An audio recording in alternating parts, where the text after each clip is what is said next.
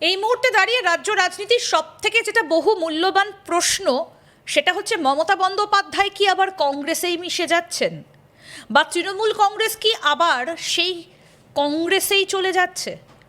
এই প্রশ্নটা এখন ভীষণভাবে প্রাসঙ্গিক, কারণ রাজ্যে নির্বাচনে বিপর্যস্ত হবার পর মমতা বন্দ্যোপাধ্যায় চলে গেলেন দিল্লিতে, সোনিয়া গান্ধীর সঙ্গে একান্তে বৈঠক করলেন। তবে সেই বৈঠক থেকে সূত্র মারফত যেটা শোনা যাচ্ছে যে মমতা বন্দ্যোপাধ্যায়ের কাছে নাকি তার কাছে প্রস্তাব এসেছে কংগ্রেসে যোগদান করার। তবে রাজনীতিতে চিরকালীন শত্রু বা চিরকালীন মিত্র বলে কিছু হয় না, এটা আমরা জেনে অভ্যস্ত। কিন্তু বিশ্বাসঘাতকদের কি আবার দলে ফিরিয়ে নেওয়া হয়? কেন কথা বলছি জানেন? কারণ মমতা বন্দ্যোপাধ্যায় নাকি বিশ্বাসঘাতকতা করেছিলেন কংগ্রেসের সঙ্গে 1998 সালে, যখন তিনি তৃণমূল কংগ্রেস গঠন করেছিলেন। তাহলে এখন প্রশ্ন হচ্ছে যে সেই বিশ্বাসঘাতক কোটে কথা আমরা বলছি না, রাজনীতির যারা কুশলী, যারা রাজনৈতিক ব্যক্তিত্ব, তারাই মমতা বন্দ্যোপাধ্যায় নামের আগে বিভিন্ন সময় এই কথাটা বসান। তাহলে তাদের কথা ধরেই সেই বিশ্বাসঘাতক মমতা বন্দ্যোপাধ্যায়কে কি আবার কংগ্রেস তাদের দলে নেবে? তাহলে এরকমটা হবে না তো যে পিসি ভাইপোর হাত ধরে কংগ্রেস থেকেই আবার হয়তো সোনিয়া গান্ধী, রাহুল গান্ধী বা প্রিয়াঙ্কা গান্ধীকে সরে যেতে হবে না তো? এই প্রশ্নগুলো এখন ইতিমধ্যেই দেখা দিচ্ছে। আমরা এই প্রশ্নগুলো নিয়েই আজকে কথা বলবো। আমাদের সঙ্গে রয়েছেন প্রদেশ কংগ্রেসের মুখপাত্র সুমন রায়চৌধুরী। দাদা, আপনাকে স্বাগত জানাই আজ তাক বাংলায়। আমরা একটু শুরু থেকে শুরু করি, যে মমতা বন্দ্যোপাধ্যায় কি তাহলে এবার কংগ্রেসে যাচ্ছেন? আমরা এভাবেই আজকে আলোচনাটা শুরু করি। আপনারা আবার দলে নিচ্ছেন, ফিরিয়ে নিচ্ছেন? সেরকম কোনো আলোচনা তো হয়নি। বিগত দুদিন ধরে ইন্ডিয়া ব্লক সংক্রান্ত অনেকগুলো আলোচনা হয়েছে এবং আমাদের সাধারণ সম্পাদক সংগঠন কেসি বেণুগোপালজি সাংবাদিক বন্ধুদের সামনে পরিষ্কারভাবে বলেছেন, না তৃণমূল কংগ্রেসের সঙ্গে কংগ্রেসের মার্জার, না কংগ্রেসের সঙ্গে বাংলার কংগ্রেসের সঙ্গে তৃণমূল কংগ্রেসের কোনো জোট, এই জাতীয় কোনো আলোচনা দিল্লিতে কিন্তু হয়নি। দেখুন, দীর্ঘদিনের পরিচিতি, হাজার ক্ষতি করা সত্ত্বেও কেউ যদি কারোর বাড়ি যায়, আমরা তো এক কাপ কফি অফার করব। আপনার সঙ্গেও যদি আমার হাইপোথেটিক্যালি বলছি কোনো ধরনের শত্রুতা থাকে, আপনি যদি আমার কাছে বিপদে পড়ে দেখা করতে আসেন, আপনাকে আমি এক কাপ কফি অফার করব না, এক গ্লাস জল দেব না? সেরকমই উনি গেছেন, কথা বলেছেন। খুব বড় হৃদয়ের মানুষ শ্রীমতী সোনিয়া গান্ধী এবং কংগ্রেস নেতৃত্ব। তারা অ্যাবাভ অল, ইংরেজিতে দুটো শব্দ আছে, অ্যাবাভ অল, উঠে তারা অনেক সময় খোলা মনে, অনেক সময় খোলা আলোচনা করেন। সেরকমই হয়তো কোনো আলোচনা হয়ে থাকতে পারে, কিন্তু বাংলার প্রেক্ষিতে বা ভারতবর্ষের প্রেক্ষিতে কোনো মার্জার বা কোনো জোট নিয়ে আলোচনা হয়েছে বলে আমাদের জানা নেই। এবং আমাদের যারা সর্বভারতীয় নেতৃত্ব গতকাল যারা সাংবাদিক সম্মেলন করেছেন, তারাও তো এটা নস্যাৎ করে দিয়েছেন। সেই জন্যে এখনই এই ধরনের কিছু কথা ভাবার সময় আসেনি।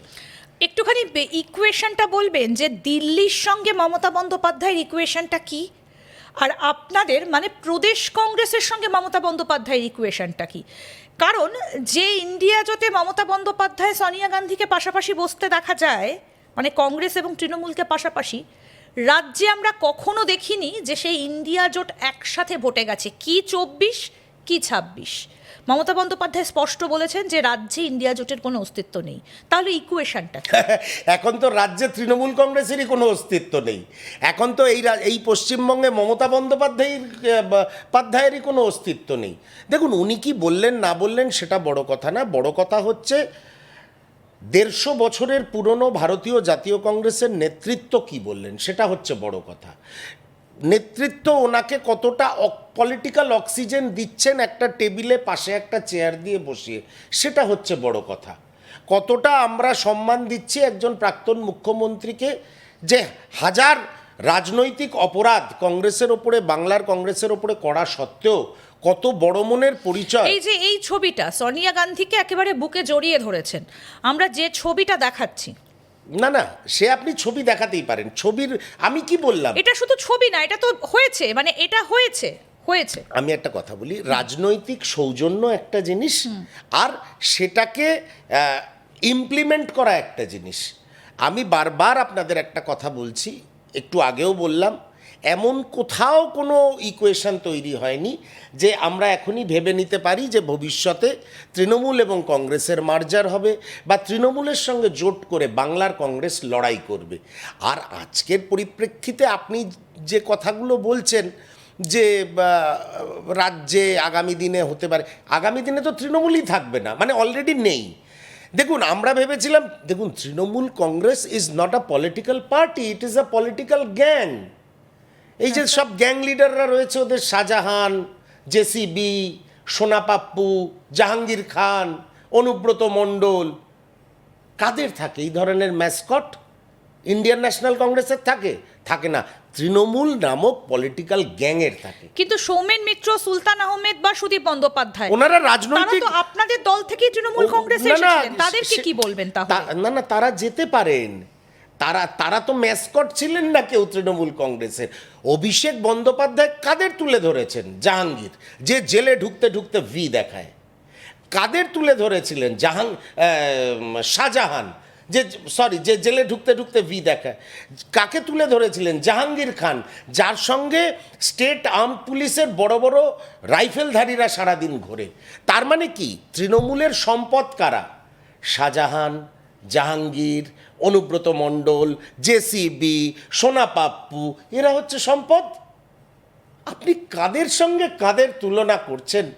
কিন্তু ইন্দিরা, আমি খুব অবাক হয়ে যাচ্ছি। কিন্তু সেই অভিষেক বন্দ্যোপাধ্যায়ের সঙ্গেই তো রাহুল গান্ধীকে একান্তে বৈঠক করতে দেখা মহা যায়। মুশকিল। আপনাকে তো আমি একটু আগে বললাম, আপনার সঙ্গে আমার হাজার শত্রুতা থাকলেও আমি যদি জানি আপনি দুর্নীতিগ্রস্ত, আপনাকে সিবিআই ডাকছে, ইডি ডাকছে, সিআইডি ডাকছে, আপনি যদি আমার স্মরণে আসেন, এসে বলেন আমাকে একটু ঠান্ডা হাওয়ায় বসতে দাও, তোমার বটগাছের ছায়ায় খানিকক্ষণ বসতে দাও, তোমার বাড়িতে একটু বসতে দাও, এক গ্লাস জল খেতে চাই, আপনি কি করবেন?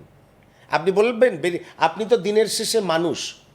এই জাতীয় কংগ্রেস হচ্ছে এমন একটা বড় হৃদয়ের রাজনৈতিক শক্তি এই ভারতবর্ষে, যারা ভারতীয় সমাজকে একত্রিত করে রেখেছে এই দীর্ঘ তাদের রাজনৈতিক 150 বছরের পথে।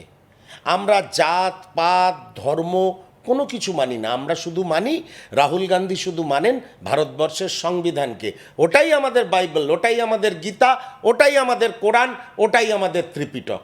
তো মাঝে মাঝে আমরা এমন এমন মানুষকেও পাশে বসাই, একটু কফি অফার করি, একটু জল অফার করি, জেনে শুনেও যে এ মানুষের সেবা করতে পারেনি সুযোগ পেয়েও। মানুষের ওপরে অত্যাচারের অভিযোগ এর ওপরে রয়েছে। আপনারা এই রাজ্যের ইকুয়েশনটা, মানে পশ্চিমবঙ্গের প্রদেশ কংগ্রেসের সঙ্গে তৃণমূলের ইকুয়েশনটা, ইন্ডিয়া জোটে যখন মমতা বন্দ্যোপাধ্যায় গেলেন, ইন্ডিয়া জোটের যখন বৈঠকটা হচ্ছিল, আপনারা শীর্ষ নেতৃত্বের কাছে বলতে পেরেছিলেন যে এ রাজ্যে আপনাদের সঙ্গে তৃণমূলের কি সম্পর্ক? আমরা বলতে পেরেছিলাম বলেই তো 2021 সালে ওদের সঙ্গে জোট হয়নি, বামফ্রন্টের সঙ্গে জোট হয়েছিল।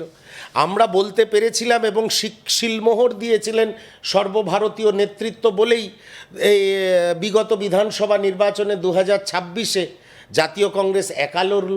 তা নইলে ভিতরে ভিতরে বা অন্যান্য পেরিফেরির থেকে লোকজন কম ছিল না এটা উস্কে দেওয়ার যে এবার তৃণমূলের সঙ্গে হাত মেলানো হোক।